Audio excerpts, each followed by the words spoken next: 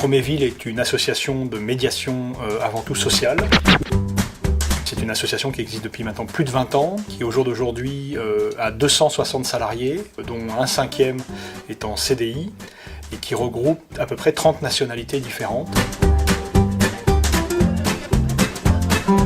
Qui a pour vocation justement de faire de la médiation à la fois dans l'urbain et puis à la fois dans les transports, et donc d'être présent entre les différentes parties prenantes que peuvent être les usagers et puis le donneur d'ordre, soit un office HLM, soit une mairie, soit un transporteur ou le STIF par exemple en Île-de-France. On a voulu faire en sorte que la médiation soit formée et faire en sorte que ces médiateurs formés deviennent vraiment des acteurs, parties prenantes de l'urbain et de la vie de tous les jours.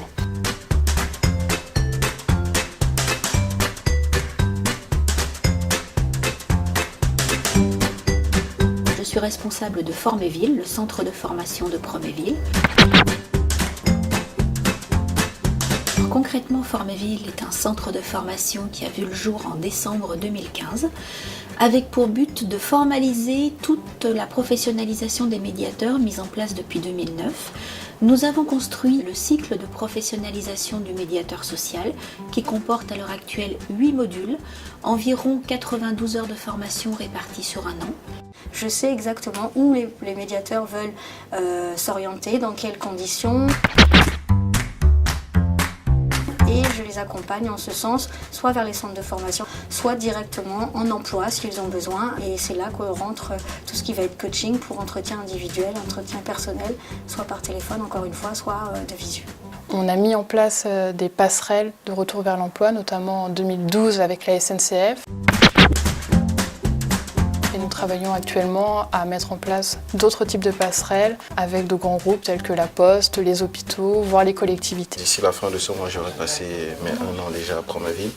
Et chaque jour, on apprend. Chaque jour, on a des acquis. Et cela ne fait que renforcer déjà tout ce qu'on a pu recevoir en termes de formation, en termes de comportement, attitude et beaucoup plus. Cette grande famille que nous avons autour de nous, nous tissons des liens qui permettent de renforcer non seulement la cohésion, mais aussi notre image auprès des usagers. Je suis responsable de production. Ça consiste à travailler avec les chefs d'unité opérationnelle, donc de pouvoir bien gérer le pôle production, transport, et en même temps être en parallèle avec les délégués sûreté SNCF qui gèrent le contrat de médiation. On fait appel à un prestataire, mais un prestataire qui est spécialisé et dont c'est le métier. Sur certaines lignes, il y a un besoin d'apporter un sentiment de sécurité, de tranquillité aux voyageurs et aussi un besoin de retisser un lien avec certains clients qui sont en rupture avec la SNCF pour X raisons, qu'elles soient sociales, économiques ou tout simplement par rapport à la qualité de service. Donc j'ai envie de dire oui, la médiation pour moi est nécessaire sur les lignes de Transilien. Dès qu'on arrive dans la gare, première chose à faire, c'est de veiller sur les gens. Est-ce qu'ils sont bien? Est-ce qu'ils n'ont pas de problème?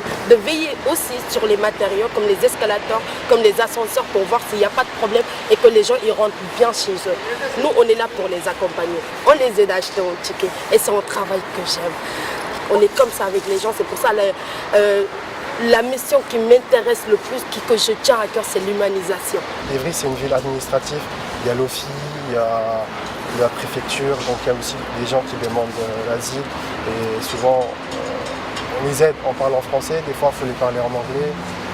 Voilà, donc chaque approche est différente. Ça aide à aussi connaître l'humain aussi. C'est ça qui m'a apporté le plus en fait. Pour avoir emprunté une autre ligne que celle-ci, sur laquelle il y avait un grand nombre d'incivilités et de problèmes qui occasionnaient des retards du fait de ces incivilités, ça m'a obligé de déménager, tout simplement.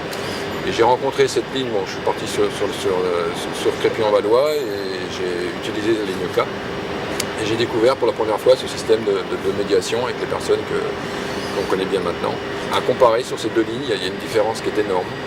Et je pense et je reste certain et convaincu que ce système de médiation est efficace. Pourquoi la médiation à Courbevoie ? La question est là. Aujourd'hui, à Courbevoie, notre problématique, c'est le tapage jonction. C'est des regroupements de jeunes qui peuvent poser problème. Et grâce au médiateur de Promville, j'ai pu recevoir 9 jeunes que j'ai travaillé avec eux sur l'insertion. Donc, on a pu casser le groupe. Et aujourd'hui, nous n'avons plus de regroupement sur Bécon. On a quand même 8 médiateurs de nuit. Sachant qu'on a commencé avec 4 médiateurs il y a à peu près en 2015. On a doublé l'effectif, on a changé la plage horaire, on a rajouté 2 heures de plus, parce qu'on a eu des résultats.